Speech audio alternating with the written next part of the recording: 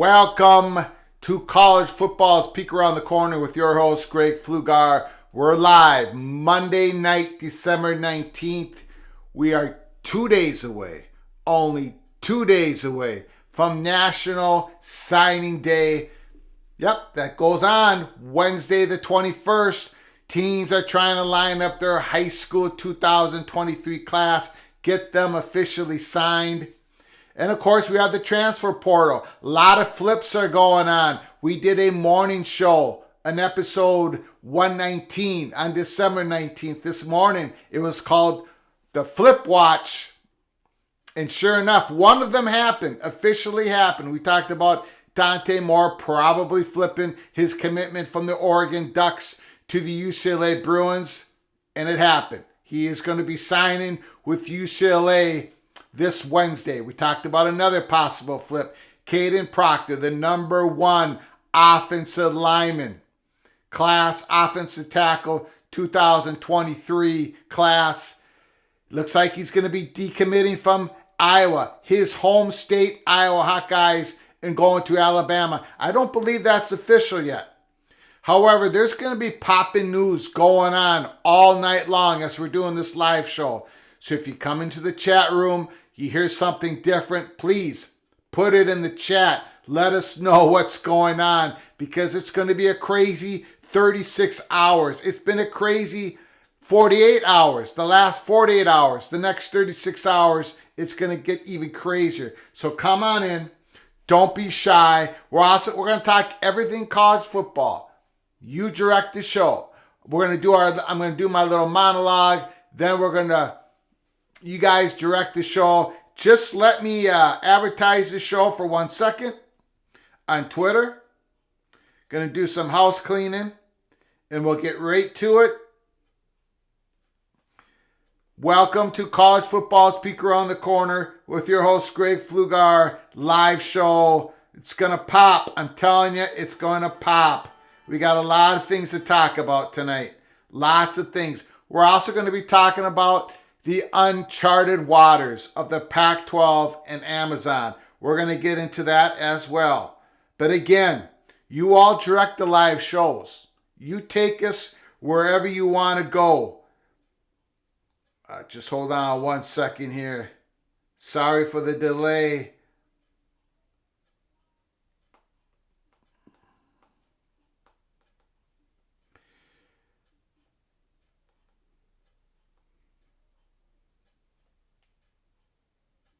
All right. Thank you so much. West Virginia guy, nice to see you in the house. James, nice to see you in the house. Appreciate you coming in. I'll get to your comment, James, in a little bit. There is Uncharted Waters. There is some fear. That was what our episode 119 was all about. Fear is the greatest motivation. It's that last motivation that puts realignment into reality. You need that fear. We gave a lot of examples in the episode. We're going to give some more tonight. But first, Motivision, Mr. Buckeye. Nice to see you in the house, sir. Appreciate it. And I'll get to your comment about Iowa. But let's just go through some of this stuff. I mean, things are popping. Again, if something happens while we're doing a live show tonight, put it in the chat room about the National Signing Day, 2 days away. We've got the transfer portal. We got the 2023 high school class committing themselves, ready to sign on early in the morning on December 21st, this Wednesday. Before we get to the 2023 class, just let me touch on the 2024 class, the one that's coming up. Dylan Raiola, the number one quarterback in the 2024 class. He's been committed to the Ohio State Buckeyes, Motivision's team, but he decommitted. Now he's out there. Where is he going to go? Is he going to go to USC, Oregon? Now this is 2024. Or is he going to play for Nebraska? His uncle Donovan Raiola is the offensive line coach. To me, he didn't do all that good a job last year for Scott Frost. But he's the one coach, he's the one holdover from the 2022 Scott Frost staff to the Matt Rule 2023 Nebraska Cornhusker staff? Is it because this gives them an in to try to get Dylan Raiola as their quarterback in the 224 cycle? If Nebraska if they land Raiola as the 2024 quarterback, there's going to be a big party in Lincoln, Nebraska. So we're just going to touch on that 2024. But 2023, we're 2 days away from National Signing Day. Before I came on here, I read there was some serious steam about Grayson McCall, the great quarterback of Coastal Carolina. Is he actually going to sign with Florida? Boy, that would be a great gift to Billy Napier. And I'm going to defend Mr. Napier. If I'm the only one defending him, that's fine. But I think it's crazy the amount of heat he's getting. Before the season started, we had peek around the corner. We said they'll go about 6-6. And that's what they did. Okay, they got blown out. They didn't have a quarterback they could play. They got blown out in the bowl game like we predicted. But their roster was not set to compete. They had an upset victory over Utah. And I think that brought the standards early in the season. That brought the standards up for the fans. But really, come on. They didn't have any backup defensive tackles. Their roster was not ready to compete. So, going forward, if Napier can land Grayson McCall, that would be a big gift for the Florida Gators. Some steam on it tonight, right before we came on air. Frencho Cypress, the great cornerback, the best cornerback in the transfer portal out of the University of Virginia. Man, they're just lining up. Who's going to get this cat? Who's going to get this shutdown corner? Who's it going to be? He just visited Florida State. Can the Seminoles, can Mike Norvell get him? He could be Michigan, Ohio State, Tennessee. He's interested in Tennessee, Notre Dame. This could go on for a while for Frencho Cypress, the number one quarterback. Let's look at the number one offensive tackle in the transfer portal, Ajani Cornelius. Ajani Cornelius from Rhode Island. He played about 500. James Foster says there's no sound on YouTube for some reason. Let me know if the rest of you are getting some sound. Please let me know if we're okay, audio and visual. Let me know, thumbs up and thumbs down in the chat room. Ajani Cornelius, big offensive tackle, Rhode Island. Daniel says all good. Nice to see you in the house. I will get to your comments. Thank you, Daniel. Ajani Cornelius. He put out a comment. He's down to the Final Four. Tennessee, Nebraska, Ohio State, Oregon. He had about 560 snaps last year. He only gave up 1 sack. Who's going to get Ajani Cornelius? I'm hearing some steam on Oregon and Ohio State. That's where the late steam. The early steam was Nebraska. The late steam seems to be the Ducks and the Buckeyes. Drew Pyne, Notre Dame's emergency quarterback this year, backup quarterback. When Tyler Buckner went out, Drew Pyne came in, did a really good job. He was 8-2. We're good, James Foster. No problem. We're all good. I'm glad you can hear, see, fantastic. Drew Pyne. The ceiling's kind of low on him, but the floor is pretty high. He had a good season coming in for Notre Dame. He's limited physically. He's going to Arizona State. It sounds like he's going to be Kenny Dillingham's first quarterback at Arizona State. I think it's a good fit to get Kenny Dillingham's team ready to go get his offense in at Arizona State. Drew Pyne, really smart dude. That's what they say at Notre Dame. Really smart guy. He can go in there. I think that's the perfect fit. What about my Devin Leary? My Devin Leary. I love that cat. I love him. Now he gets nicked up. He gets injured. If he went to get injured, man, I hope. I put out a poll this morning on Twitter. Where was he gonna end up? Kentucky, Auburn, Illinois, none of the above. It sounds like Kentucky's got the edge. The Kentucky Wildcats. I would love to see him in Kentucky. I don't want to see him go down to Auburn. I think Hugh Freeze has got to get somebody in there to develop right away. Hugh Freeze is going to have... Auburn's got to give him some time, right? So I want Hugh Freeze to go for someone young. Devin Leary is a Super Six. He's a senior. This is his 6th year. Hopefully he goes to Kentucky.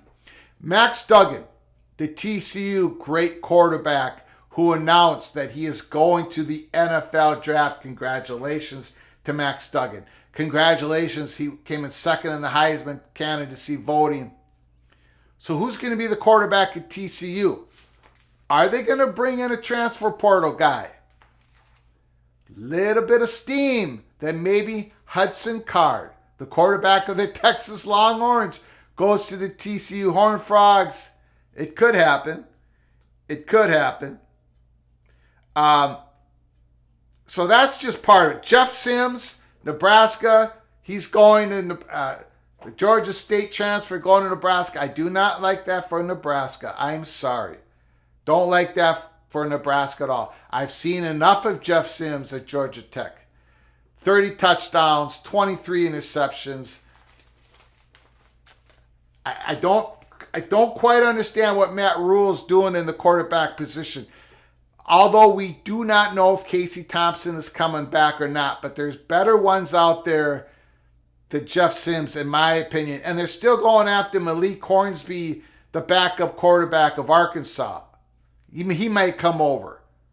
I don't know. I'm not sure what's going on there. And again, let's just go through the flips real quick. Dante Moore announces his decommitment from Oregon. Now he's going to UCLA. Look, Oregon Ducks are going to be fine next year. They got Bo Nix coming back. And that was probably the big reason why Dante Moore decided to flip to UCLA. He was going to get playing time right away, first season, right, for UCLA. But there was an article written. I put it on my Twitter feed. You can find it on my Twitter account at Flag Empire. I highlighted some of the reasons Dante Moore said that he was going to flip from Oregon to UCLA. One of the reasons was Oregon Ducks lost Kenny Dillingham, the offensive coordinator, as he's going to be the new head coach of Arizona State. The other couple of reasons Dante Moore said was going to play, big exposure, big market. He can market himself in the Big Ten. So go read that article. I have it at Flag Empire early in the day. That's going to be playing a part of what we're going to be seeing in the future. Exposure, exposure, exposure. And that gets to our other big story that we've been covering here at Peek Around the Corner. We are in uncharted waters. That's the best way I can say it. With the Pac-12 and Amazon. Is this marriage actually going to happen? According to Sports Business Journal, their prediction, and their prediction holds a lot of weight. They predicted that Pac-12 is going to end up in early 2023 with a media package that most of it's going to be owned by Amazon. Some of it by ESPN and possibly some primetime games on CBS. And I'm telling you, we know that there is some fear in Pac-12 country. Don't know how that's going to play out. Remember, Amazon had to overbid to try to get some of the rights of the Big Ten. They bid more than CBS and NBC. They knew they were going to have to bid more than those two media companies. And they did, and they still didn't get the Big Ten bid. Amazon knew they were going to have to bid more than anybody else for that Thursday night NFL package. They did, and they got it. We also know that ratings have dropped huge for Thursday night games this year. So we as consumers of live sport content are not quite ready for Amazon. NFL knew this, but they got a whole lot of money, Okay, they're waiting for Amazon to come, right? Hopefully they're on the come. Hopefully they get there in the next few years. That people get used to turning on Amazon to watch their live sport content. Big Ten decided against it. And now Pac-12, it may be their only option to get to that 32, 33, $34 billion a year media payout for each of those Pac-12 schools. So how is it going to play out? And here's the thing that I wanted to say. During this time, there's we've talked about it, a lot of cloak and dagger going on. It only takes one school. It only takes one school to say, hey, in the Pac-12, I don't know if this Amazon thing's going to work for the next 3, 4, 5 years. Recruiting these student athletes, when they're getting recruited, they're still looking at ESPN. Now more and more they're looking at Fox. Can Amazon set up some shows, Pac-12 shows? Can they get the Pac-12 brand out there more than ever to help them out in the recruiting wars across the country? Will the rest of the country turn on Amazon, watch Pac-12 football when they're going through the CBS, NBC, Fox, ESPN channels to watch SEC, ACC, Big 12, and Big 10? Will they look forward, will they plan on turning that Amazon streaming service on, going to the Amazon channel on their TV? Will they do that? I'm just going to give an example, then I'm going to get to your comments. For instance, Colorado. The athletic director, they rolled the dice and they got Deion Sanders, and I believe that was worth rolling the dice to get him, to elevate the exposure of Colorado football, Colorado Buffaloes. Right?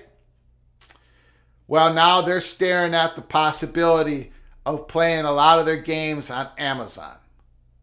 Does that help Colorado's exposure? Does that help Deion Sanders? Deion Sanders might leave Colorado in 3 or 4 or 5 years from now. And the goal is, if he does, to go to Florida State or wherever, because coaches, that's what they do. If they elevate themselves, they leave. But the question is, would Deion Sanders leave Colorado a better place than when he went there? Colorado might not bet on Amazon because they want these few years, they want to pop. They want this to be it. They want to elevate their football program because according to the athletic director, I don't know if he said this jokingly, but right now they don't even have the money to pay for that contract of Deion Sanders and the staff. Now, obviously, that money's going to come in, probably from the boosters. And, of course, Colorado's boosters, what are they thinking? Amazon. So I'm just putting that out there. We are uncharted waters. Uncharted waters with Amazon and PAC. Let's get to your comments right now.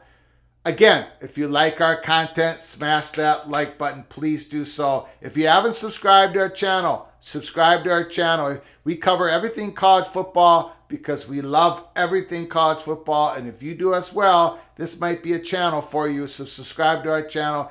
Share the video with your we and friends. If you want to donate to our channel, help to keep the lights on, just hit that $sign. If you want to make sure your comment gets read and we do a deep dive into your comments, you can put a donation on it.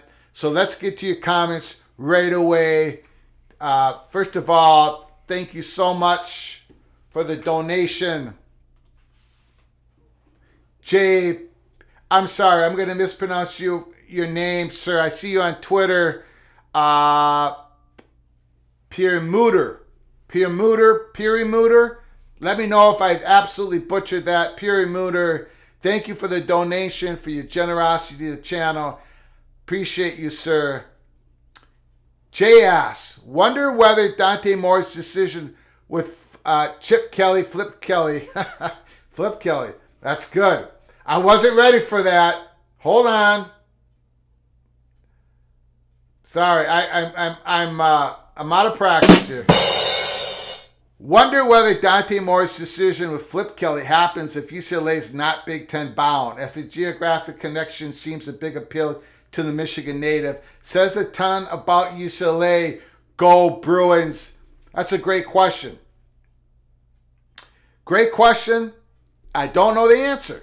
Now, if you believe what Dante Moore said, one of the big reasons was because of that exposure, the markets, right? Remember, NFL is going to be advertising Big Ten games throughout the year.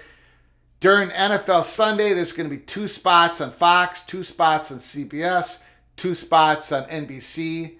During NFL Sunday, to market the football games coming up the following week. So, it's a business decision, right, that Dante Moore made. I think we're going to be seeing more of these decisions. Now, when I say this, I'm not saying Oregon isn't going to get a great quarterback. Of course they are. Of course they are. So is Washington. Look, next year, Pac-12 is going to be, look at the quarterbacks coming back. Caleb Williams, Bo Nix, Michael Penix, my goodness. And once UCLA, USC leaves Oregon and Washington, they're going to be able to compete. I was just making a point today in our video this morning and our live show of last week that these student athletes are going to start looking more and more about exposure, NIL, all that stuff, right? And basically Dante Moore said today that played a big part in it, his decision. You can see it. You can see it coming out in real time now. It's going to be more and more of that. And in Oregon and Washington, these 2 great football brand programs, they know this. That's why they had preliminary meetings with the Big Ten. That's why they're going to keep swinging away to try to get into the Big Ten. Okay? So this is just the first time that we really see real life evidence of this playing out. And UCLA, this time is the beneficiary. Maybe my Gophers, no, they're never going to get a guy like that. But somebody else is going to be the beneficiary because they're playing with, in the Big Ten, SEC. We see it all the time in the SEC and the Big Ten. Okay, let's get back to the comments here. But thanks for your, thank you so much for your donation to the channel. Appreciate it. West Virginia guy, how soon could the Big 12 add Colorado in the Pac-12 schools? If it happens, probably early next year, if it happens. And I think the chalk is still the Pac-12 survives the way it's composed right now. That's the chalk. That's the favorite, right? I think we all can agree on that. Well, maybe you don't. Maybe you don't agree with me. With those 10 schools, San Diego State and somebody else being the Pac-12 once again, the new Pac-12. But there is an increasing chance, no question about it. Absolutely no question about it. There's an increasing chance now Colorado and Arizona takes another strong look at the Big 12. Because it only takes one of them, right, to look at that exposure issue the Pac-12 is going to have. And you know what? Maybe all of them are singing Kumbaya together. Maybe all of them are ready to sign that deal. Oregon and Washington probably won't sign a grant of rights that has much teeth to it. But let's say they sign that deal. Even then, they're really not going to know how this Amazon thing is going to work out. This is uncharted waters. This is why we name this live show Uncharted Waters. Amazon. Pac-12 and Amazon. We've seen it's not been a small dip. It's been a huge dip in ratings for the NFL to put their Thursday night games on Amazon. And the NFL projected that to happen. That's the key. This is not a surprise to the NFL. They were willing to bet their huge brand, their most popular sports live content in this country, NFL football. And they knew that even them, they were going to take a dip in ratings. But they were going to bet on themselves. So years going on that maybe Amazon, maybe Amazon can be like the other network stations where exposure won't be an issue anymore. And plus, Amazon overpaid like crazy. So NFL loves that money, right? So, but those Pac-12 presidents, those athletic directors, George Kliavkoff has to know that the Pac-12 TV ratings, and they're low enough as it is comparative to the other Power 5 conferences, it's going to take another hit for next year and the year after. But maybe those ratings can climb. Maybe that exposure can work. Maybe rolling the dice on Amazon works 3, 4, 5 years from now. It's something we're all going to have to follow if this actually happens. But again, there's trepidation. There's fear. There's a vacuum. The deal hasn't been signed yet. Right? So, and this is when stuff happens, when there's fear. Right? Okay. Let's get on back to your questions. James, nice to see you coming into the house. I loved your last video about fear being such a motivator of realignment. I have plenty of fear as an Arizona fan, but I'm scared the university leadership is too dense to see the issue with Amazon. Again, I have to think that consultants, independent consultants, have told the Pac-12 presidents the huge gamble it would be for them to have Amazon have most of their live content going into the next media contract. They got to know this, right? But maybe the money isn't there. It doesn't sound like ESPN is willing to pay Pac-12 any more money that they're paying the Big 12. And so Pac-12, knowing that they've lost the exposure race, at least for the next 5 years or so with the Big 12, they're going to have to make a little bit more money than each Big 12 school in their media deal, right? Pac-12 is going to have to come out of this and say, well, at least we're making 34 million a school and not 31.6. They're going to have to say that at least. And to do that, they're probably going to have Amazon overbid, get most of their live content, and just gamble that it doesn't devastate their exposure in the next 2-3 years.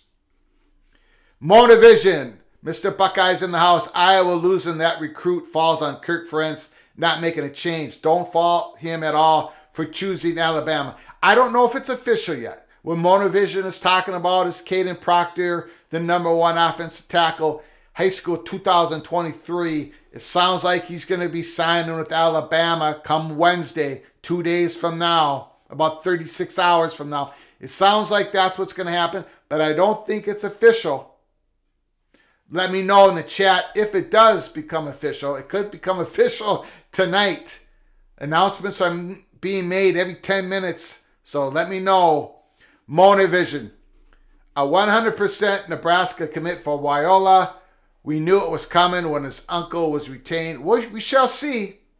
We shall see. I don't think it's 100%. For 2 reasons. 1, Lincoln Riley. And number 2, Nebraska's offensive line. They got to get some people. They got to be able to start blocking there at Lincoln for Dylan Raiola, the number 1 quarterback in the 2024 class, to actually sign there, in my opinion. And USC, I think, is going to go after him. They just got Caleb Williams, Heisman Trophy winner. Caleb Williams is coming back next year, 2023. I think it lines up pretty good for Mr. Raiola, for him and Lincoln Riley to have a few talks, for the USC, University of Southern California collectives out there to bring over the bag of cash. We shall see. Motivision, Cyprus wants too much money for Big Ten schools or Notre Dame. That could be it. Nice to see you, Kevin Newsom, in the house. Grateful Trojan is in the house. Okay, everyone's saying my audio's good. Will Doot, Mr. Utah Utes, fear and opportunity, drive realignment. Absolutely true. Daniel, good chance he'll be a Colt. Man, Vikings, Indianapolis Colts, down 33 points.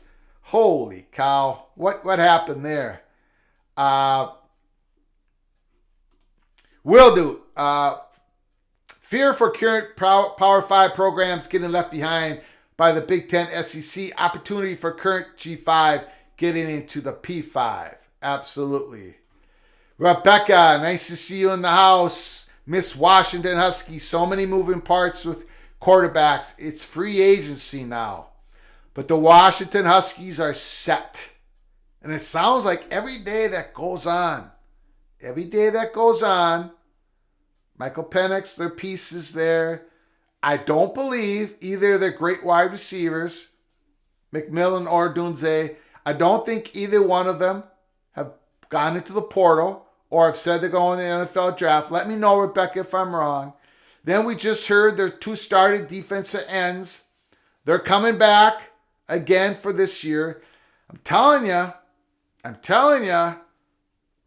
I'm this close from making a way too early prediction on the Washington Huskies to win the Pac-12 championship next year. Everything seems to be hanging. They want to play it back again next year, right? Under their coach, DeBoer. They want to come back, play for him. I think the Huskies are going to be a big pick next year for the Pac-12 championship. Great for Trojan. Maiteo Ungale is a big one out there. USC, Ohio State, or Oregon. The last I heard was USC. So we shall see. I thought he was going to USC, but we shall see. Rebecca, if it were exposure, Moore would have stayed committed to Notre Dame before switching to Oregon. Is a chance to stare at NIL money. No question, Rebecca. NIL money is always going to be part of the equation. And I'm sure UCLA, that was their guy. They wanted to pony up all their money for him. But Notre Dame is not going to get the exposure as much as the Big Ten. If Notre Dame, well, we've talked about this before. If Notre Dame actually does sign that contract with NBC, they're not going to be getting this cross-promotional stuff for Notre Dame. Like the Big Ten are going to cross-promote each other constantly. I don't know. I think playing for, as weird as it sounds, playing for UCLA is going to give Dante Moore more exposure than playing for than even Notre Dame. It's close. It's a close call, but that's how we see it. And we think Notre Dame has a big decision to make next year, the year after that, until they sign that NBC contract. There's still options for Notre Dame in the world of realignment. Call me crazy, but eventually Notre Dame, this world is changing on them. It's changing on them swiftly. They have some decisions to make, and they've left themselves open. They've given them still an option to make a decision down the line here. Rebecca, NFL games are dropping because the games are horrible. Games are horrible every year on Thursday. But the ratings have dropped because of Amazon. And this was projected by NFL. They knew this was going to happen. And as long as the Pac-12 presidents know that their ratings are going to drop even more if they go with Amazon, if they know this, and they do know this, can they bite the bullet for the next few years and see if Amazon can get on the same level of exposure for their student athletes as a Fox Sports, ESPN? Okay. Tough Tony. Nice to see you in the house. Tough one, Greg. Which is better? The Berkeley tax. The Berkeley tax or Calamoni?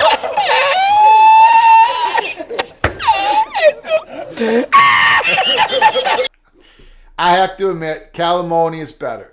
Calamoni's better. It works. It makes more sense. Calamoni, that's the winner right there. Mona Vision agrees. It's Calamoni. Grateful Trojan also agrees. It's Calamoni.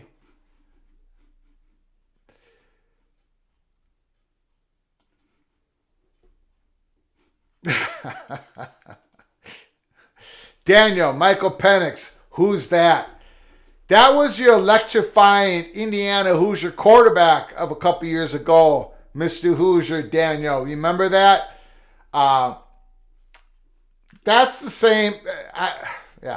That's the same feeling I get when people talked about Max Duggan for the last couple years, because I thought he was going to be a Gopher. He was going to be a Gopher. TCU stole him from us at the last second. And then everything, when he was having great games the last couple of years, and then he had this incredible season. Man, sometimes I want to say, Max Duggan, who's that again? Who are you referring to? I've never heard of him before. Yes, I understand your pain. Tony, Minnesota's the new wide receiver U. Okay, tough Tony. Gophers have done well in the portal. No question about it. They just flipped the Vanderbilt high school commit. And they've just flipped a Purdue Boilermaker wide receiver commit. Two of them are All-Americans, wide receiver, high school All-Americans. And they've done great in the portal. They got Kerry Crooms, slot receiver from Western Michigan. They got themselves the kid from Charlotte, Elijah Spencer, big-time player, outside player. Okay, that's all fine. But the Gophers got to throw the football. The Gophers got to throw the football. They're the number one. They've run the ball more than any FBS university team in the last 2 years.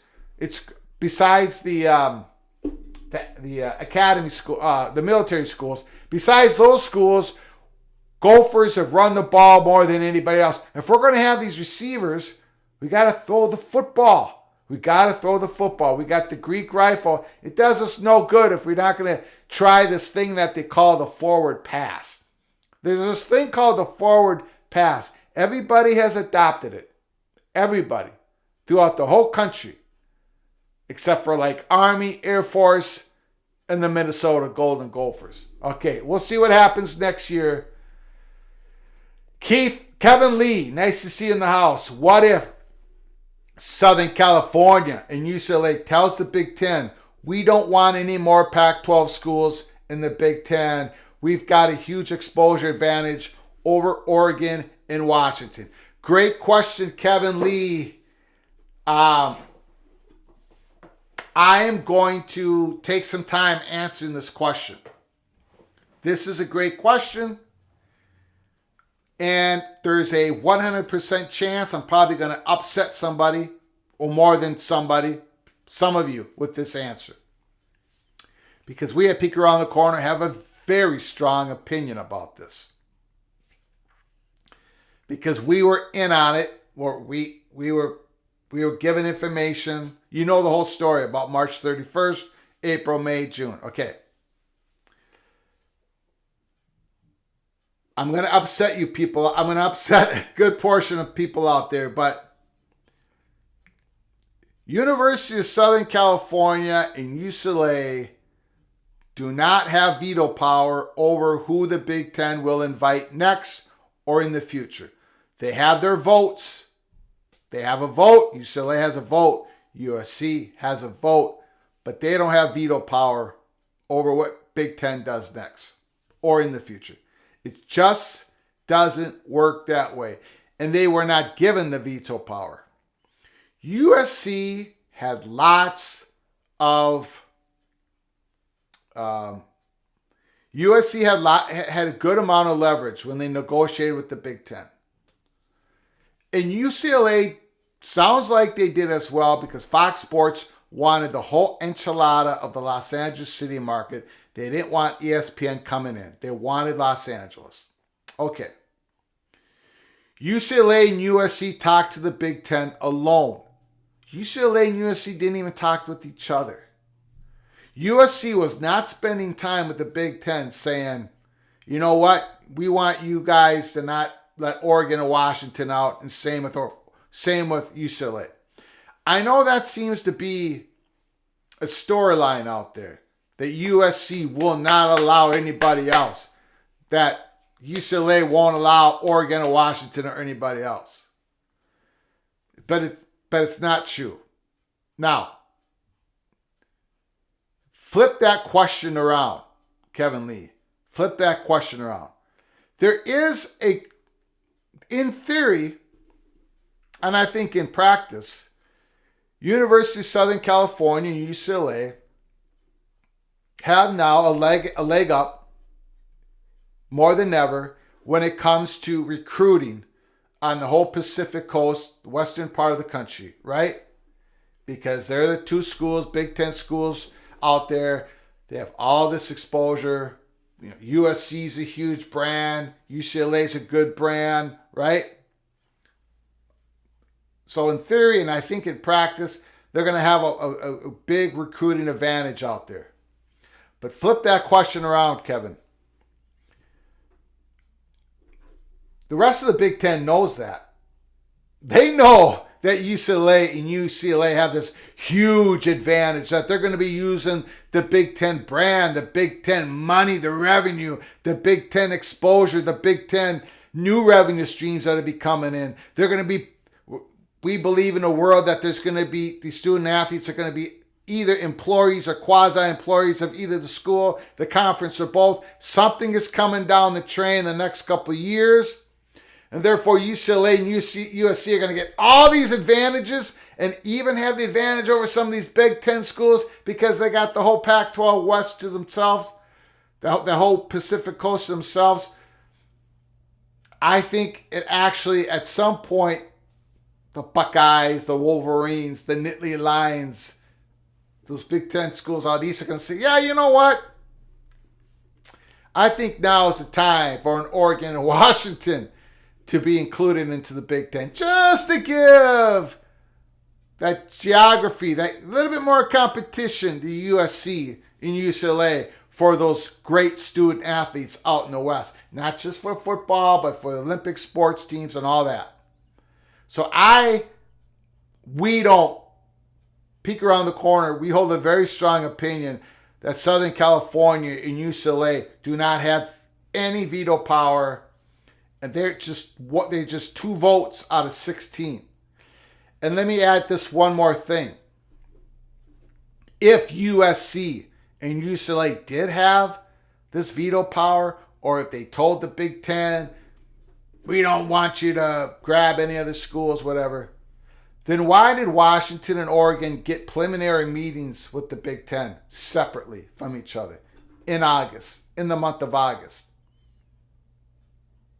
A whole month or 2 months after it was announced that UCLA and USC were joining the Big Ten. Big Ten wouldn't have even spent any time with those meetings with Oregon and Washington. Schools having veto powers over a conference just doesn't work. They have a vote. The best example, the latest best example I can give you is SEC, Texas A&M, and Texas. Go read the book. I forgot the author's name. It came out, 10 years ago. It's called The 100-Year Decision. It was written by a Texas A&M. I believe he was the president at the time. I'm pretty sure he was the president at the time, who wrote about how Texas A&M came to this decision to leave the Texas Longhorns behind and go to the SEC. He talked about this being the 100-year decision to get out from under the shadow of the great Texas Longhorn brand, this huge, mammoth school of Texas Longhorns in Austin, Texas, the capital of Texas. They get out from underneath that Texas brand. They go to the SEC, and they know they're going to kick Big 12's butt in exposure.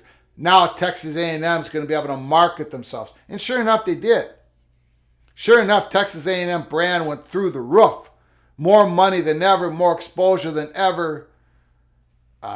SEC network way better than Longhorn Network, even though the SEC network had to divide their attention to all those SEC schools. way better than the albatross called the Longhorn Network. Texas A&M goes to the SEC. And they didn't win an SEC championship, but they prospered with money, more students than ever, whatever, right? And they thought they had an agreement that the SEC would never be able to invite Texas into the conference. They thought they had that veto. And what happened? Texas and Oklahoma both give Greg Sankey a call. Sankey sits there and says, well, if we don't let them into the SEC, here comes that fear motivation. They're going to give Big Ten a call. Well, yeah, we're gonna accept these guys in. Two big brands. And Texas A&M, they complained about it. They threatened. They said we had an agreement. Same thing here. At the level, the micro level, macro level, whatever level you want to talk about, USC has one vote. They have some influence in the Big Ten. UCLA has one vote. They'll get some influence in the Big Ten, but they're just one vote each. They have no veto power over Oregon and Washington. Sorry for the long answer, but that question's come up before, and I wanted to nail it tonight. Again, thank you for all coming in. We're going to be here for a while. Peek around the corner, live show. Smash that like button if you like our content. Share the video with your family and friends. Please subscribe to this channel. You get notified when we're coming on live or with an episode. And hit the dollar sign with that donation dollar sign if you want to contribute to keep the lights on here at Peek Around the Corner. If you want me to sing a song of your team's fight song in the next live show, just put a donation down and I'll do the very best I can. I've sang quite a few songs here. People have survived, barely. We have fun here at Peek Around the Corner. We cover everything in college football because we love it all. If you do, please consider subscribing to our channel. Cornelius Green, praise the Lord. Yes, absolutely. Praise the Lord. The Big Ten should get Oregon and Washington as soon as possible. People agree with you, Mr. Green. People do agree with you. Even inside the Big Ten leadership, Kevin Warren agrees with you. But that isn't quite enough to get it done. Grateful Trojan, we don't have a collective. We have a team that sets up marketing opportunities, doing NIL how it was intended, not a bag man. Wow. Don't have a collective. You guys got huge collectives out there. I think what you're saying, Grateful, is you don't promise money to players until they get there or something like that. You don't interfere with people that are on other teams' rosters who have yet to enter the transfer portal.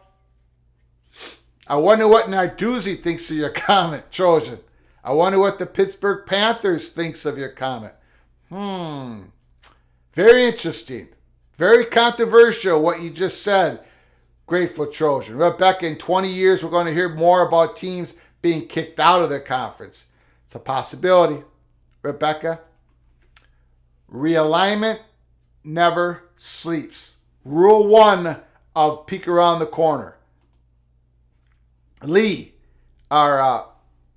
Lee, thanks for coming in. Any thoughts on the absolute belly flop of the number 1 recruiting class that Texas A&M had this past year? Yeah, Jimbo Fisher. That's my thought. Jimbo Fisher. I don't want to be mean, but he cannot manage a football program anymore. He can't do it. Did they just get... I think they got Reuben Owens, right? The great running back, high school running back that was committed to Louisville. And then Scatterfield went from Louisville to Cincinnati. And I think Reuben Owens, let me know if I'm wrong, I think he's going to Texas A&M. I shook my head at that. Texas A&M's not going to do anything next year either. They owe so much money to Jimbo Fisher, but that oil money has to come in. And they've got to get rid of Jimbo Fisher. It's not just about how he handles people anymore in the locker room. We've talked about it. Texas A&M Jimbo Fisher's calling these plays that the players don't even understand. Their passing tree routes are so complicated. That's why you see every single year all these Texas A&M wide receivers jumping in the transfer portal. They're just shaking their heads. Jimbo Fisher's days should be numbered. That's why I tell West Virginia Mountaineer fans who want Neil Brown to be fired, which I agree with, but don't replace him with Jimbo Fisher. Don't do that, West Virginia. Please don't do that. Go in a different direction, because Jimbo Fisher, unless he gives up total control of the offense, a play call, and the offensive structure, the Texas A&M are going to keep belly flopping every single year as he's the head coach of that program. Rebecca, everyone is back as of now. Washington Huskies. The receivers haven't stated as such yet. Washington has to replace the left guard, center, and right guard. So they have some interior offensive linemen they have to replace.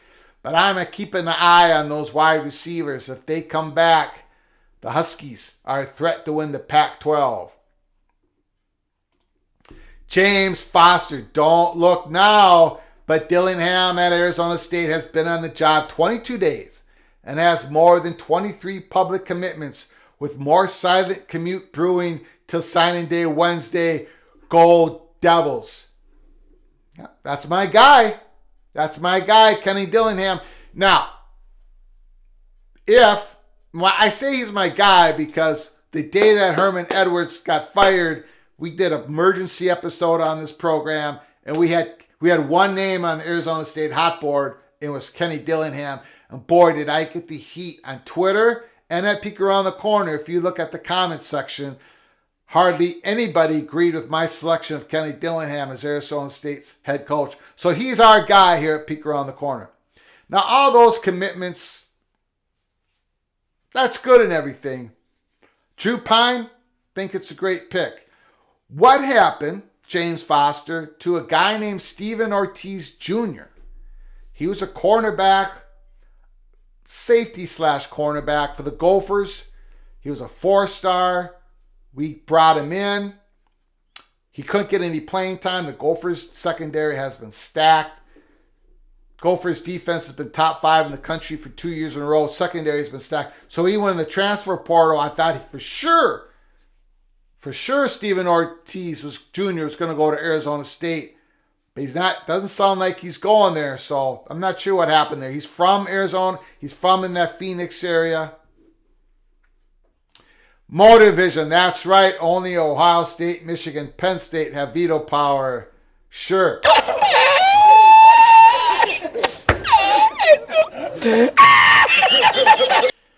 Does Ohio State have great influence? Of course they do. Does Michigan have great influence? Of course they do.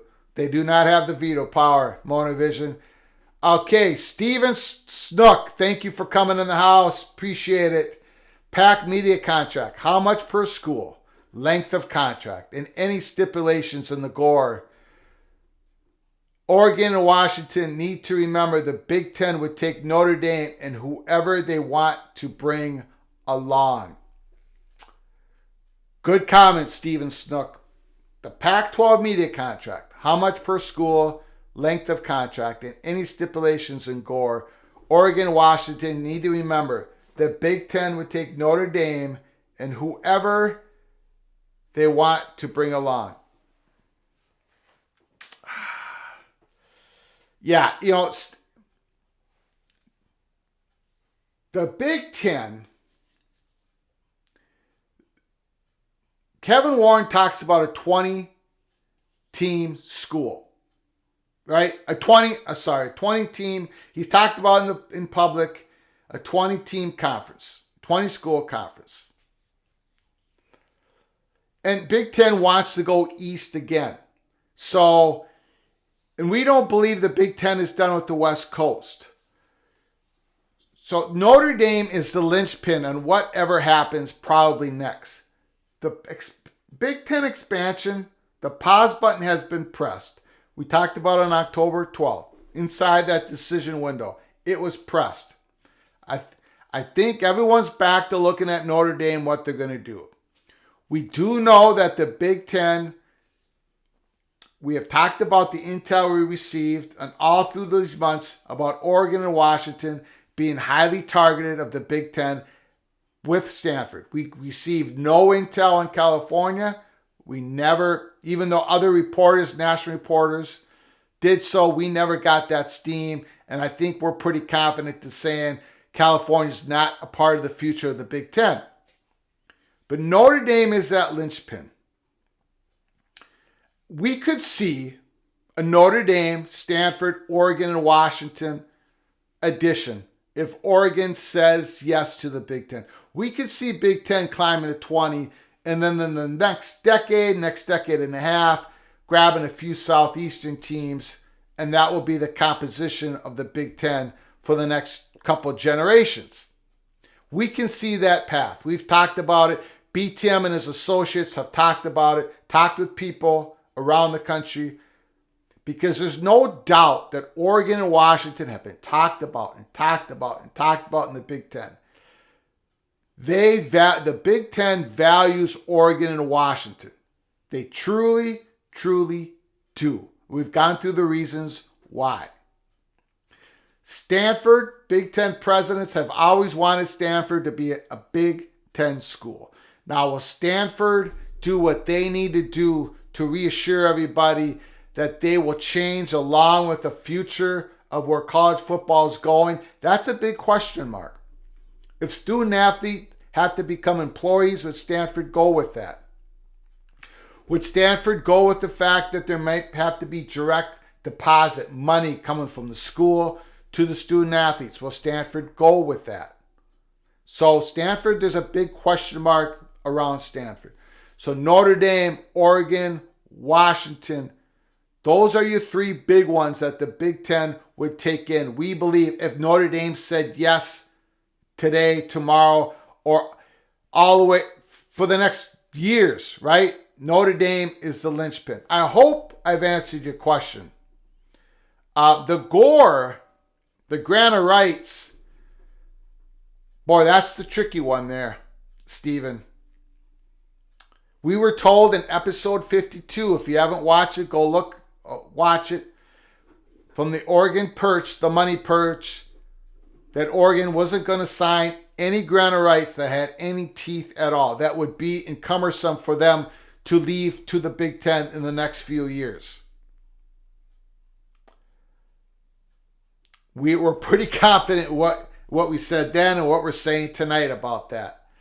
And without that grant of rights, how much money is Amazon going to go for this deal with the Pac-12? Because that grant of rights gives Amazon security. That's a whole nother equation into this very difficult negotiations that George Kliavkoff is under right now for the Pac-12. But you're right. There's one other thing that Steve Snook mentions. The Big Ten would take Notre Dame and whoever they'd want to bring along. While Notre Dame might not have a veto power, they definitely have the power to say, yeah, we want this school to come with us. And that's probably Stanford's best opportunity for Notre Dame to grease the skids for Stanford. But Stanford, they've got to reassure everybody in the Big Ten that they're willing to change with the times. Don't know if they've done that yet. Jason W. The PAC and Amazon was a prediction, not a source. Thanks for the super chat donation, Jason. Appreciate your generosity to the channel. You keep helping us keep the lights on. Appreciate you so very much. The PAC and Amazon was a prediction by Sports Business Journal. Just a prediction. But SBJ, now I'm not speaking for SBJ, I'm speaking for Peek Around the Corner and having some experience on how this works. SBJ gets leaked information all the time. There is nobody who has higher credibility on the information they give out than Sports Business Journal. None. Nobody has more credibility than them. So when they put out a prediction, yeah, it's a prediction, but a prediction based on real-time, up-to-date information.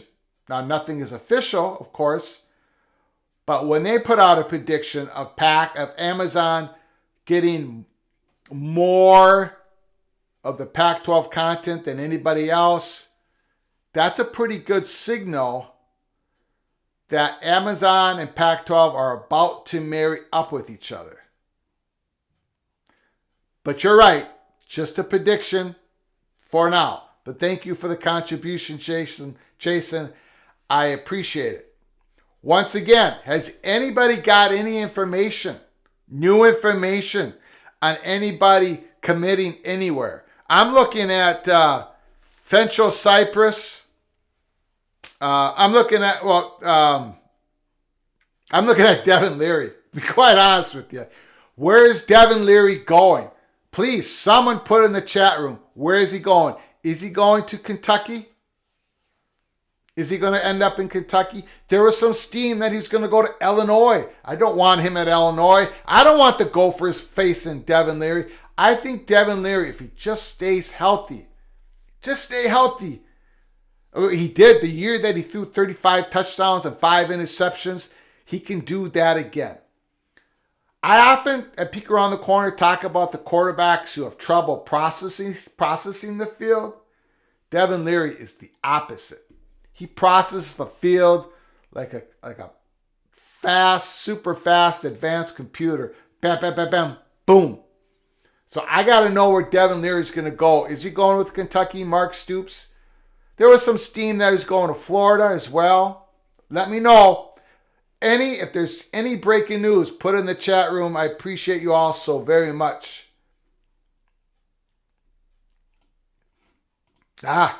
Grateful Trojan. It is not necessarily veto power, it's influence.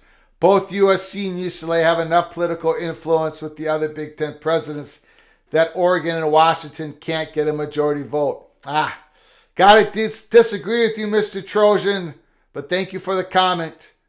Thank you for the comment. Appreciate ya.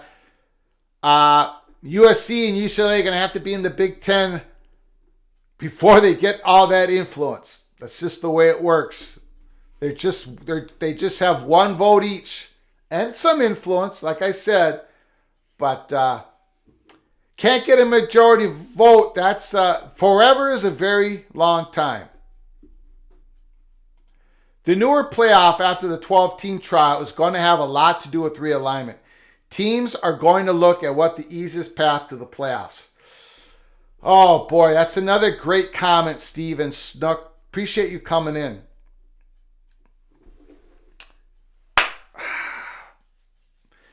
I disagree with the part of teams are going to look at what the easiest path to the playoff.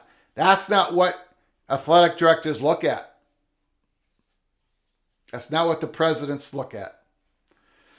Texas and Oklahoma going to the SEC from the Big 12 was not about the easiest path to the playoff. USC, UCLA going to the Big 10 definitely was not about the easiest path to the playoffs. And more than ever, you see the new 12-team playoffs, the expanded playoffs, the agreement that they've all made, the 10 FBS conferences in Notre Dame, is only for 2024 and only for 2025. It's not for 2026. When 2026 comes, everybody's going to have to negotiate again. And this time, whatever passes, however that looks like, however that is structured, doesn't have to be done by consensus vote. It just has to be done by majority vote. And honestly, Stephen, we don't even know who's going to be in the room to vote on it. So, teams are looking, if they can, to get to the Big Ten and SEC. If they can't get to those two, they're trying to, these conference commissioners are trying to get their conference to be that third safest lily pad to jump on, so to speak, or that fourth one. They don't want to be the fifth one. That's why Brett Yormark is being so aggressive and trying to get his conference to be seen as a national conference. Everything from east to west to get that fourth time window and all that things that go along with it. Presidents and athletic directors are not looking at the easiest path to playoff. They're looking for security, money, exposure to benefit their student athletes, to make their athletic department the best looking front porch to their university as possible. Because that beautiful front porch, to get it as beautiful as possible, helps bring in the students, just your regular old students into the school. It's all part of that promoting the university to help get as much of the best students possible to go to your university. They're thinking about all that. Easiest path to the playoffs? Not so much. Not so much. Ted is in the house, Mr. Fighting Illinois. Who's going to be your quarterback next year, Ted? Who's going to be Illinois Fighting Illini quarterback next year? That's what I want to know. Ted asks, if Amazon gets the full PAC media contract shortly, do you expect a realignment window setting up for the Pac-12 schools to make a decision, maybe influenced by ESPN and Fox? Well, if Amazon gets the full PAC media contract, that means everyone, they signed to it.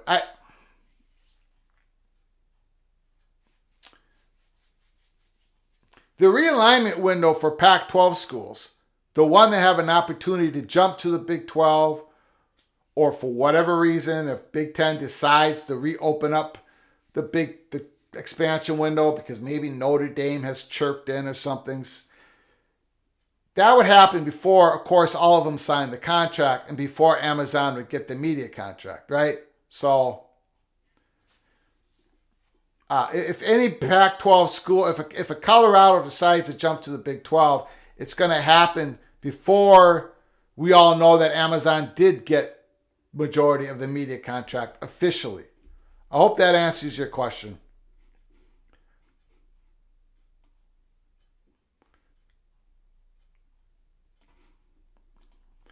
Josh Mazur, nice for you to come in the house. Appreciate it, Josh. Thanks for coming into the house. It sits on the corner of Keith Jackson Parkway and Kirk Gowdy Avenue. Does Colorado having Prime make them more appealing to the Big Ten? I think that's what your question was. The answer is no, not really. For the Big Ten, expansion is a 100-year decision. Basically what the SEC and the Texas A&M, they're not looking just for the next couple of years. They're looking decades out. The problem with Colorado is they sit behind when it comes to valuations. When it comes to valuations between Fox Sports and Big Ten. When Fox Sports gives Big Ten valuations of these Pac-12 schools, Colorado sits behind 6, 7 of those other Pac-12 schools. They just do. That's the problem with Colorado. Now, if you're a Colorado Buffalo fan, it's all eyes on the Colorado president, the athletic director, and their boosters, which we at Peek Around the Corner are trying to, I'll push that off to another live show. Colorado has a decision to make, and it's about Big 12 or staying with the schools they most closely aligned with, and that's the Pac-12 schools. They do more closely align with the Pac-12 schools. Same with Arizona. But things are changing. Does Colorado want to if they have a chance, and they would have a chance to jump to the Big 12, do they want to bet on Amazon and this exposure that the Pac-12 is going to get for the next 5, 6, 7, 8 years, with Amazon being their primary source of distributing Pac-12 live content? Does Colorado want to make a bet on that? Or do they want to go with Fox Sports, ESPN, Big 12, go back to the Big 12, Play your Oklahoma State. Play your TCU. Get back into Texas. Playing in Texas, state of Texas all the time. Baylor, Houston, playing Kansas. You know, that's the decision Colorado has to make. Big Ten, Colorado, it's just not in the cards. Just not in the cards. From our perspective here at Peek Around the Corner. Matt Troop, Proctor is still a Hawkeye. Yes, he is. For now, he's a Hawkeye. For now, he is a Hawkeye. Again, we're going to go on as long as possible here tonight. We're 2 days away from National Signing Day. Won't be able to get to all your comments. If you want to make sure I do, just do a small donation to our channel. If you want me to sing your fight song in the next live show, make a donation. But please smash that like button if you like our content. If you don't like our content, don't smash it. But please do, because it helps with the algorithms with YouTube so very much here at Peek Around the Corner. Appreciate you, all of you. Monovision, does Notre Dame have veto power? Nobody has veto power. Now, does Notre Dame have a great say of if they want to enter the Big Ten and they say we want so-and-so to come with us? Yeah, that carries a lot of weight. Lots of weight. But nobody has veto power in the Big Ten. No doubt the Buckeyes have more influence than my Minnesota Golden Gophers. No doubt. But they both have a vote. It used to be my Gophers had the most clout in the Big Ten. Back in the 50s, when the Big Ten was expanding, Michigan sponsored University of Pittsburgh. Minnesota sponsored Michigan State. Pittsburgh was AAU. Michigan State was not AAU. Minnesota wanted Michigan State. The votes were close, but Minnesota pushed Michigan State to become the new Big Ten member. So, power changes over time, over decades. No doubt about it. The Buckeyes carry the most power. If Notre Dame entered the Big Ten, they would carry a lot of power. But nobody has a veto. Same thing in the SEC. Nobody has a veto. Texas A&M did not have veto power.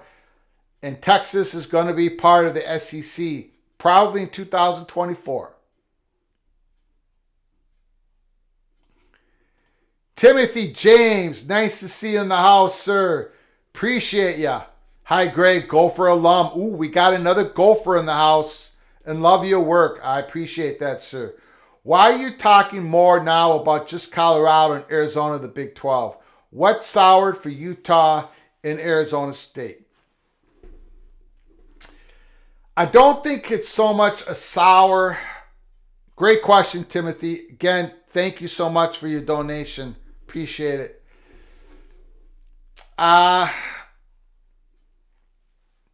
Utah is more aligned with Oregon and Washington than Colorado and Arizona. Arizona State, their present administration, their athletic director, is way more aligned with the Pac-12 than Arizona and Colorado. So it's about alignment. Utah is way more, I don't know. I think Utah would balk at joining the Big 12 with BYU in it. There's a lot of variables why. Now, am I saying, how do I say this? Am I saying, Timothy, that if that Pac-12, George Kliavkoff pushes that media deal that he can get with Amazon and ESPN and maybe some primetime games on CBS, if he pushes that deal, that contract in front of the Pac-12 presidents, and they all say, what is this? Is this the best we can do? This is terrible. Could a Utah and an Arizona State join Colorado and Arizona to the Big 12 for all the reasons we have mentioned? Yes, I do. But I think the domino, we talk about the dominoes here a lot at Peek Around the Corner. I think those, if Big 12, if Brett Yormark was able to get any of the four corner schools, the first two dominoes would fall would be Arizona and Colorado. And again, I got to push this off to the next possible live show. We are working on something, some intel on the Colorado side of things. We received nothing on the Arizona side of things. We're working on that. Hopefully I can give you some new intel in the next live show. So that's why we talk more about Colorado and Arizona, because those dominoes we feel would have to fall for even there to be a chance that Utah and Arizona State dominoes fall towards Big 12. I hope I've answered your question. Great question. Thank you so very much. Lots of great questions. Again, lots of great comments. Thank you for your donation, Timothy. Appreciate you, sir. Rebecca, Washington landed a Cal Poly transfer that Michigan was hot after. Yeah, and the Washington Huskies landed Zach Durfee. Rebecca, Zach Durfee, Durfee, Zach Durfee. For 99% of you that are in the chat room, you don't know who Zach Durfee is, but he played at Division II last year for Sioux Falls. I don't know. He had like 13 and a half sacks, defensive end. He's legit 6'6". He's legit 6'6", over 250 pounds now. He first year ever playing defense in football, organized football. Sioux Falls, the other teams had a double team, triple team him to keep his numbers down. He was an absolute beast. Washington Huskies grabbed him away from my beloved Golden Gophers because the Washington Huskies head coach DeBoer, what used to be the head coach of Sioux Falls of Division II, great connections down there in the coaching staff even today. So all eyes should be on Zach Durfee next year as the Washington Huskies. I'm telling you, he's a beast. He's a beast. I don't know about the Cali Poly transfer. Don't know about that one, Rebecca. If you got a name, put it in the chat room. Appreciate you so very much, Rebecca. Jason W. Watch Caden Proctor play in person a few times. Kid is huge, but a total teddy bear. Not mean enough yet. Thank you, Jason W. I've watched his tapes, of course. And of course, he just dominates. It's so hard for a layman like me to watch tapes of an offensive lineman in high school. You know, you can see their feet. You can see some of that. You see their length, their arm length. But so many of these guys just dominate in high school football that, you know, a 3-star and a 5-star, they kind of look the same to an idiot like me, right? Watching high school tape of offensive linemen. Cornelius Green. A lot of folks say Fox would be hurt by losing Texas and Oklahoma, but they failed to say that ESPN would be hurt by losing ascending USC and UCLA. That's true. That's true. ESPN will no longer have the rights for Power 5 home football games or any live sporting events in the city of Los Angeles. That hurts ESPN. One of the great motivations of why Fox Sports and Big Ten wanted UCLA to be included with USC. So Fox Sports was elated to get both USC and UCLA. Absolutely right, Cornelius. Cornelius says, I hope ESPN and Fox share college football rights with the championship game rotating between networks. I did read in 2024, 2025 that ESPN will keep the championship game rights and I believe the semifinals, but the other 8 games, because there's going to be 11 playoff games, the other 8 games will pretty much be split between ESPN and Fox.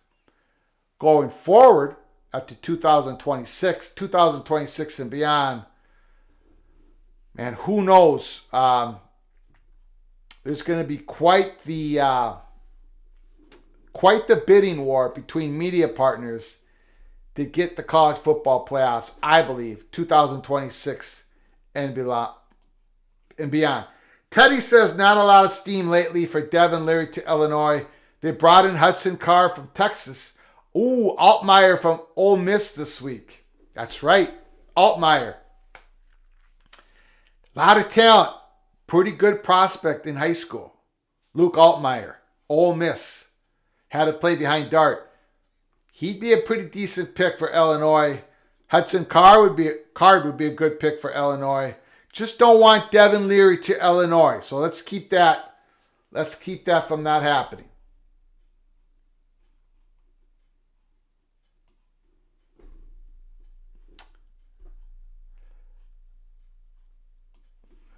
Rebecca, can't wait for the awkwardness of Fox having to go to Pac-12 schools to broadcast playoff games and basically getting the ESPN treatment after some poor comments they made in the past. Good point, Rebecca. Monovision, Greg, your thoughts on rotating the Big Ten Conference Championship game? I would like to see it played outside of Indy at some point. Oh, and it will. There's no doubt. Indianapolis works great. Geez, I wish I would go there one day. I wish the Gophers would actually make it before I pass away. Probably not going to happen. Indianapolis is a great spot, but there's no question. Kevin Warren is going to rotate all these championship games of all these different particular sporting events all around Big Ten country. You're going to see the Big Ten championship game probably played in Pasadena one of these years. No question about it. Probably it's going to get played at Bank Stadium, Viking Stadium, one of these days. Ted, thanks for the clarification on the PAC realignment window. In other words, it's happening right now. That's what we think. That's what we think. Now, we're not saying it's going to happen, realignment. We're saying that the seeds are being grown right now because we got this huge vacuum, right? Pac-12, they really, George Kliakoff's goal is he should try to get a Pac-12 deal, something in front of the Pac-12 presidents as soon as possible. Like right now. Get something in front of those Pac-12 presidents as soon as possible. Can't have this vacuum. You can't let Brett Yormark come around. Even if you have the back door locked, that back window is going to be open and Brett Yormark's going to go through it. You got to get a deal signed as soon as possible. Monovision, does the Fox network have veto power?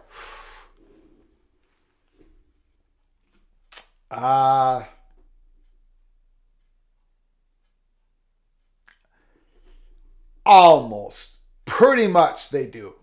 Pretty much, not quite. Not quite. Not total veto power. Let's say this. Fox Network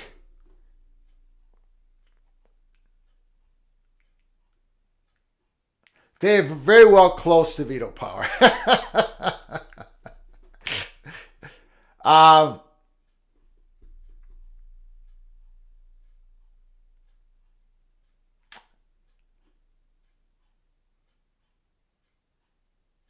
Real close. Real close. That's my answer. I'm going to back away from that question as fast as I can. Tony, rotate the conference championship games in Minneapolis Viking Stadium is awesome. Josh Cuevas is the Cal Poly transfer, FCS freshman All-American team, third team All Big Sky. Now that you mention it, I do remember seeing that somewhere. Steven Snook with Big Ten, SEC, Big 12, and not too distant Pac-12 media rights deal. What is the ACC going to do? 2036 is a long way off. Finally, we have an ACC question. again,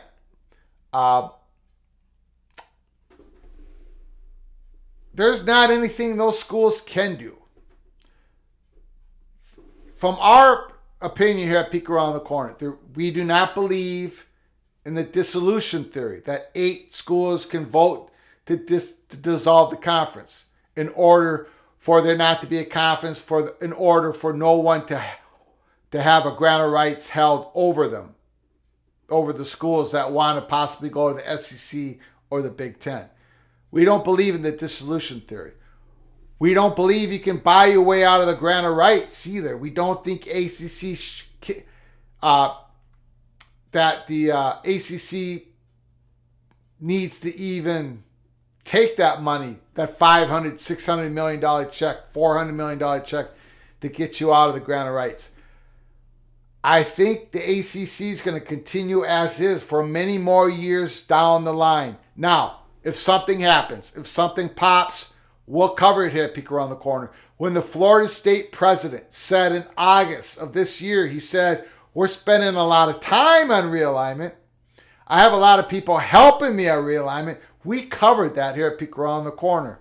My jaw hit the floor. I had no idea what he meant by all that. You don't hear a president of a university talk in that manner of conference realignment so out in the open, and it made it sound like Florida State thought maybe they could change their conference realignment. So we'll keep an eye on it. But we don't think that there's much that they can do, Stephen. 2036 is a long ways off. One of the good news is Comcast being a part of the ACC network and more money of the ACC network flowing to the ACC schools. It's going to keep them right at Big 12 payouts, right at Pac-12 payouts. So those 3 conferences are going to mirror each other in conference payouts, right? One might be a little bit higher than the other. The thing is that ACC and Big 12 are going to be leaps and bounds ahead of the Pac-12 in exposure. Unless I'm completely wrong, and many other people out there are completely wrong, having to do with maybe Amazon, maybe it's better in 3 years than it is now. I want to try to find something here to read you all. Let's see if I can find it real fast. If I can't. In regards to Pac-12, okay, here it is. So, in our last live show at Peek Around the Corner, we talked about the issue of Pac-12 possibly having Amazon carry most of their live sport content. Today, this live show, we titled it Uncharted Waters, Amazon and Pac-12. Well, just today, Stuart Mandel, the athletic writer, he tweeted out that Pac-12, the prediction of SBJ, we covered this days ago at Peek Around the Corner. But today, Stuart Mandel tweeted out that part where SBJ predicts that Amazon's going to get most of the Pac-12 live content in the new media deal. Stuart says, this is quite a prediction from Aaron at SBJ on Pac-12's media deal. Then he puts in brackets, and he's never wrong. Would not be keen if a Pac-12 fan. So in other words, Stuart Mandel is saying, if this is the Pac-12's deal, if he was a Pac-12 fan, he wouldn't be keen on it. This would not be good news for the Pac-12. Chris Vanini, I hope I'm saying that right, another athletic writer, he chirps in and he says, the Mountain West once considered leaving major TV so it could control kickoff times. But it didn't, and it's not a P5 league. The P12, the Pac-12, given up visibility, which they would if Amazon controls most of their content. The Pac-12 giving up visibility for start times and slightly more money would be odd to me. Would that keep schools from leaving? Question mark. Would that keep schools from leaving? Would that deal be good enough to keep Colorado from leaving, from Arizona from leaving? So just today, Chris Vanini, I don't know how to say his name. I apologize to Chris Vanini and Stuart Mandel. They just tweeted that out today, covering that SBJ prediction. And that's why we're spending so much time on it. Because, that prediction, when I saw that morning, a couple mornings ago, we immediately did an episode on it and a live show on it because we knew that, wow, this is an impactful breaking news type of thing from SBJ. And now the athletic writers are talking about, is that deal actually good enough to keep schools from leaving? We at Peek Around the Corner, we still place the fact of those 10 Pac-12 schools staying together. We believe that's the chalk. We believe that's the favorite. But those odds are changing daily. They're not as big as, that is not that result of the of all those 10 Pac-12 schools that are left staying together. Those odds are diminishing. If you want to put it at Las Vegas odds, it's probably gone from minus 1,500 to minus 750. It's becoming closer to even odds. It's coming closer to a 50-50 of one of those Pac-12 schools leaving. Because it only takes one. It only takes one doubt. Somebody fearing that this deal isn't good enough because of the exposure component. Jason W. Per school basis, 2,036 plus ACC schools could be less than Big 12 money. Absolutely. Absolutely, because the Big 12 schools are going to be able to renegotiate a new contract in 2031? 2030, I'm not sure what year, but before ACC schools get to renegotiate. Absolutely. Thank you, Jason, for the super chat. Appreciate you so much for your generosity to the channel. I agree with your comment. And I'm not agreeing with you because you donated to the channel. That is an absolute correct statement. Whoa! Jeffrey Thompson. Great question. Great question. Will Travis Hunter go to USC? Thank you for coming in the house, Jeffrey. I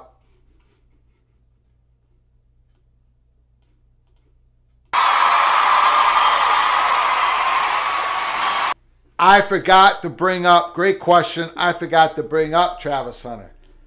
I don't know if it was today or if it was yesterday. But first of all, for those who don't know Travis Hunter, big-time 5-star prospect, went to Jackson State, played for Deion Sanders, cornerback / receiver, plays cornerback, big-time athlete. I don't know if it was today or yesterday, but he came out in public, Travis Hunter, because people expect him to go to Colorado, follow Deion Sanders, and he basically, I'm paraphrasing, he said, no, wait, I haven't decided.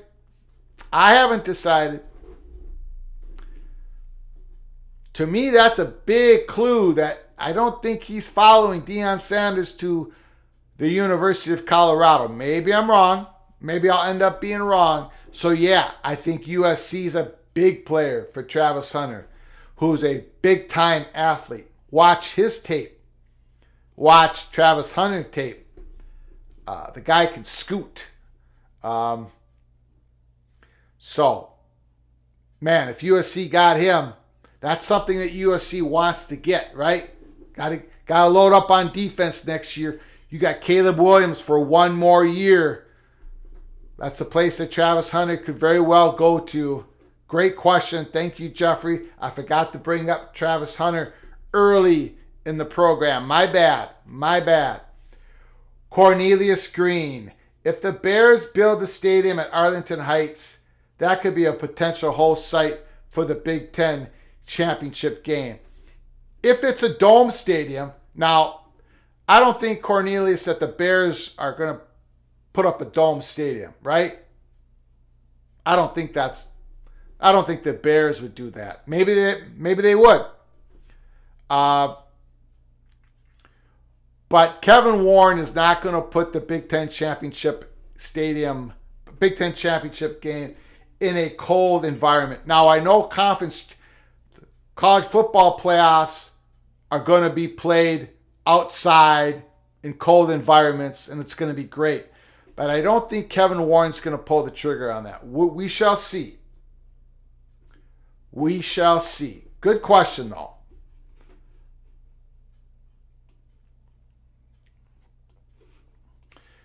Grateful Trojan, CC, college championship Big Ten game at SoFi, not the Rose, corporate suite. Tony agrees, CCG at SoFi. Monavision, I would like to see Detroit, Minneapolis, Los Angeles included in the rotation. Tony agrees. Tony is agreeing with everybody tonight. He's usually tough Tony. But for whatever reason, he's being nice tonight. It must be because of the holidays coming up. I do not know. Cornelius Green with California trying to bribe their way into the Big Ten tells me they want to leave the Big 12. Well, the University of California Board of Regents, a guy named Lieb, said after the results, he said, I would like California to go to the Big Ten. He said that. Those were his words. James Foster, haven't heard anything on Ortiz to Arizona State, but I'll keep the ear on the ground for you. Thank you, Mr. Foster. Trying to get to these comments as quick as possible.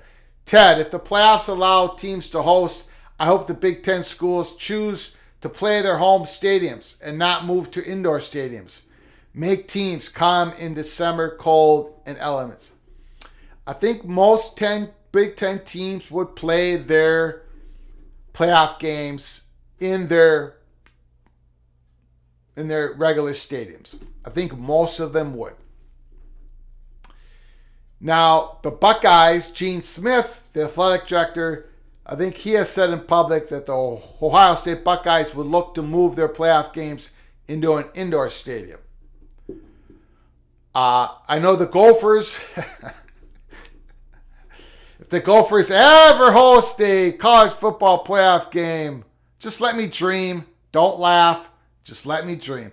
If the Gophers host a college football playoff game, let's say they're seeded number 8 at the end of the year, and they host the number 9th seed in the first round, they would play it at Huntington Bank Stadium.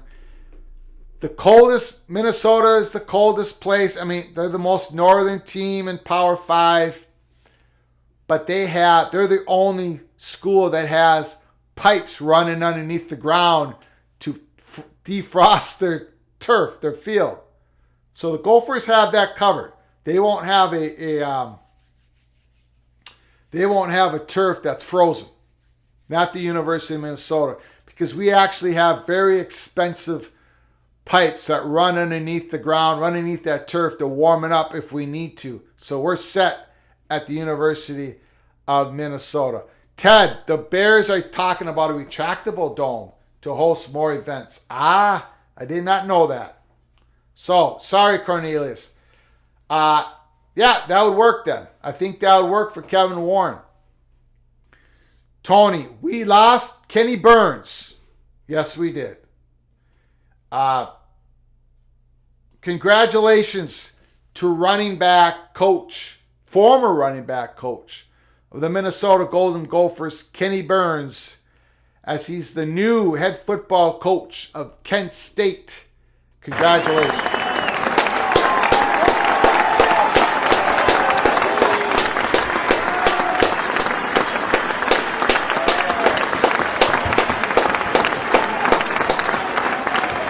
I'm surprised. I'm surprised the Gophers haven't lost Rossi yet. I thought we were going to lose him this coaching cycle. The great defensive coordinator of the Minnesota Golden Gophers.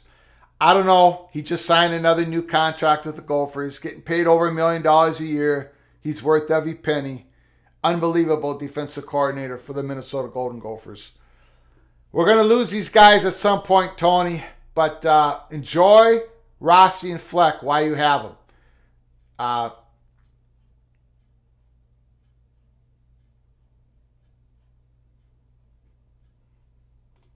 Will do. USC is going to be top 3 next year with Travis Hunter.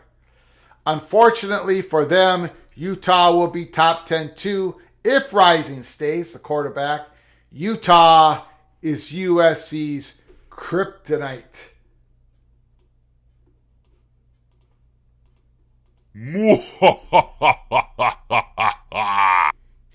Yes, they are. Yes, they are.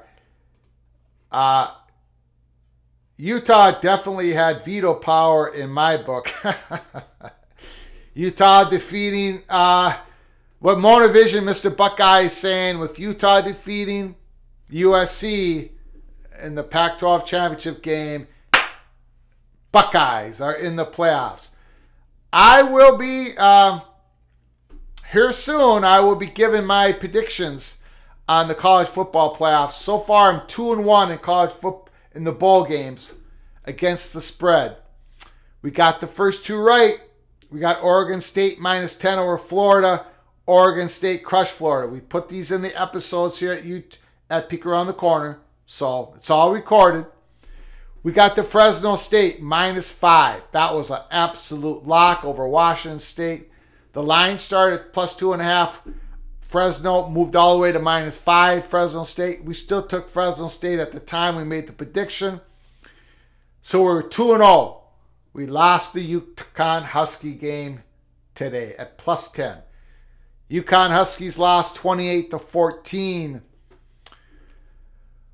When we made that prediction, we said, UConn, don't fumble the ball. Just don't turn it over. Don't fumble the ball because that's how Marshall wins. And that's exactly what UConn did. So we're 2-1.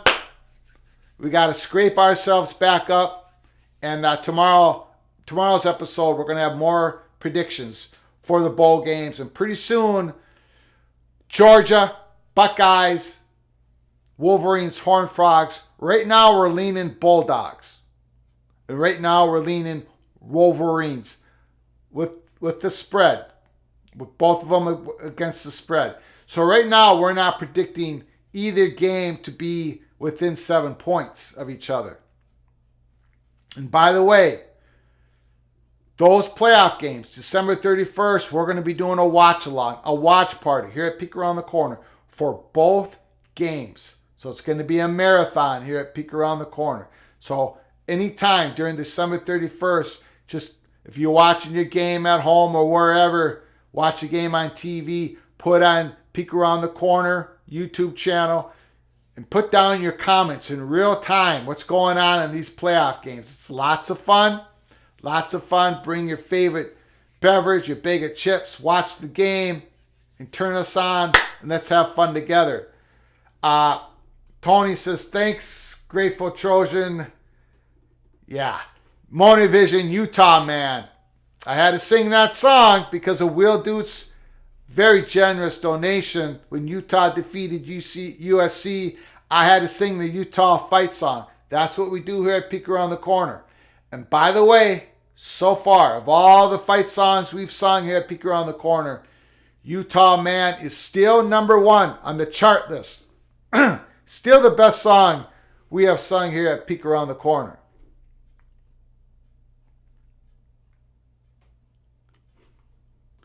Rebecca, no indoor stadium in the Pacific Northwest. It'll be 34 degrees. Might not snow, but it'll be windy and rainy. Good luck, teams. Absolutely. Will do. Rebecca, Washington's going to be top 10 next year, too. Your offense is going to be scary. PAC should be a battle next year. Absolutely. Absolutely. Washington is going to be something else. I'm interested to see what Cameron Rising does for Utah. As far as I know, will do. Let me know if I'm wrong, but it doesn't seem Utah's in the transfer portal to grab a quarterback. Let me know if I'm wrong. I haven't read any steam on that. Monovision, Rebecca, we call that October Big Ten country. Gophers Field heating paid for by the Vikings. Absolutely. Rebecca, Monovision, I'm talking 50 to 60 mile per hour winds. Bud, listen, you got to listen up, Monovision. Listen to Rebecca. Those winds are terrifying there in the Pacific Northwest. Well, it's a good thing, Rebecca. If the Gophers ever play in the playoff game, if the Gophers ever go to the playoffs and have to go on the road against the Washington Huskies, the win isn't going to affect the Gophers because we don't pass the ball and we can't make field goals anyways. Our special teams is horrible. So all that win is not going to affect my beloved Golden Gophers. Okay. Timothy James. Imagine Gonzaga and Arizona both going to the Big 12 Basketball League. Not everyone is going to survive the battles of the beast to be top dog in such a tough conference. But it'd be great to see. Well, in conference play, there's always as many losses as there are wins. So, right? But the competition, big-time players want to play against big-time players. Big brands want to play against big brands, right? More eyeballs on the content means more money for the schools. I think you're going to be hearing Gonzaga to the Big 12 news very soon.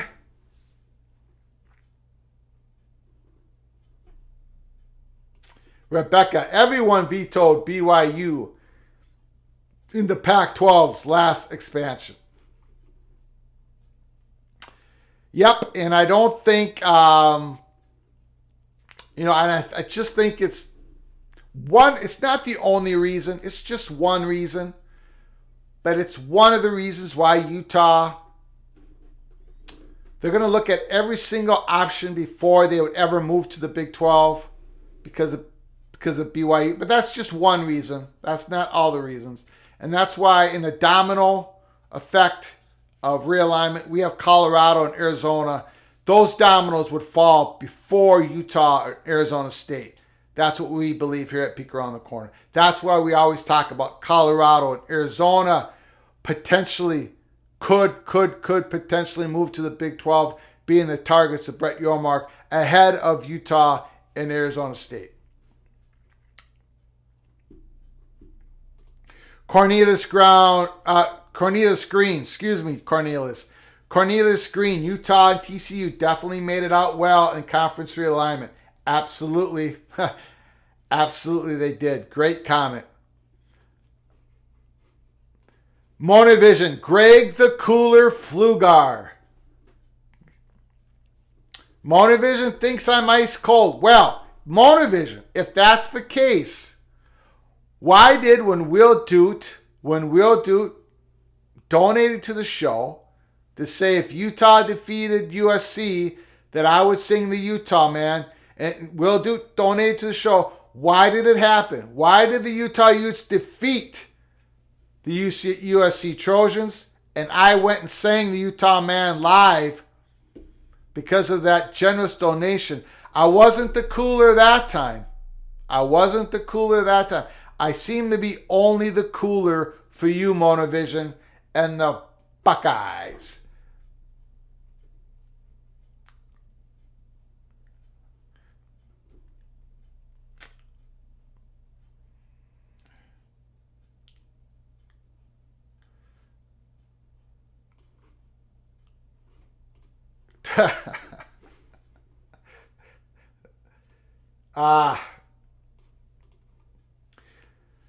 What do you mean if we make the playoffs? The 12-team playoffs was the break we, the Gophers, were waiting for. Monovision. For the Gophers to make the college football playoffs, they need to beat Iowa and survive a Luke Fickell coached Wisconsin. Yeah. Well, what can I say? You guys are trying to get me upset tonight here. We're at 1 hour and 51 minutes into our live program, and people are talking about my Gophers not being able to beat the Hawkeyes, even though we push them around every year. Even though we dominate them, we can't beat them. No, we're not going to playoffs until we beat the Hawkeyes. Monavision's absolutely correct. And let me know when we're going to beat the Hawkeyes, for goodness sakes. I'm still bitter about the whole thing. I'm absolutely bitter.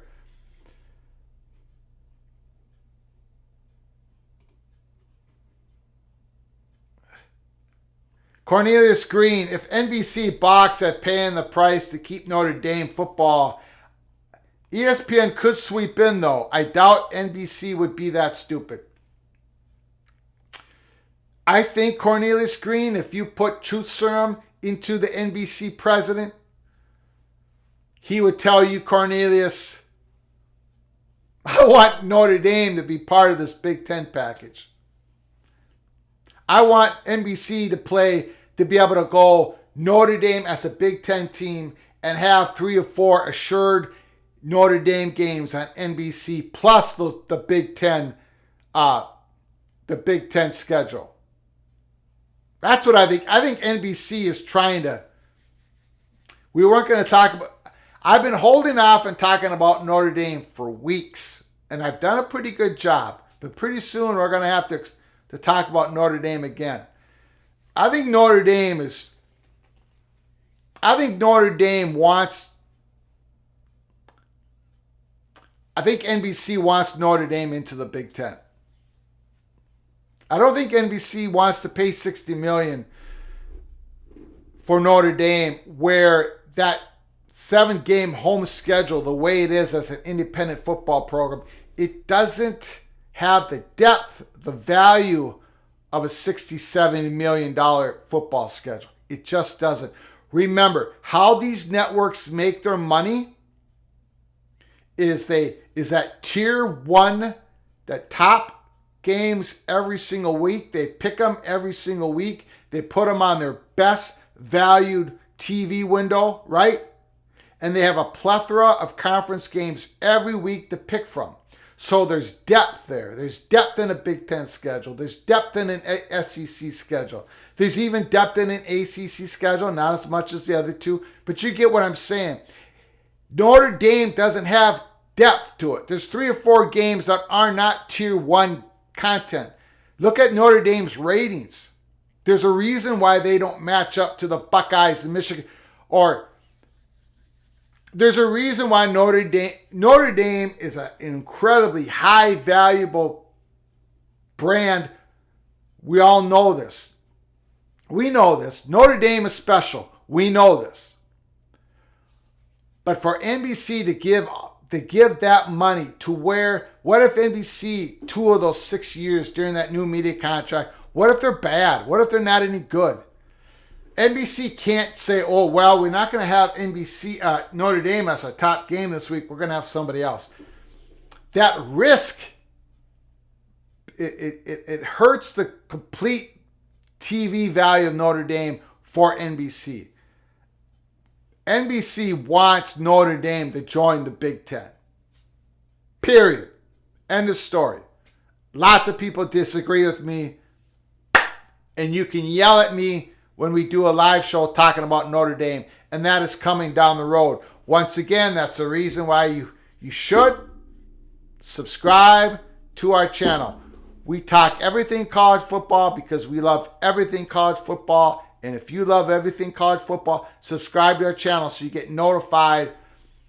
And then you see what our next subject that we're talking about. We're going to be talking about Notre Dame down the road once again. You better believe it. Monavision,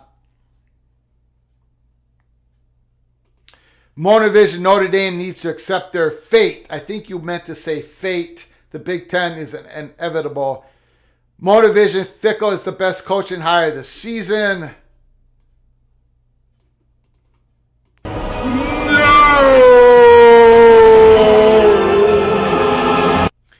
You're correct, but I had to say no anyways because the evil Badgers got a great coach, and there's no way I can publicly agree with you, Monavision.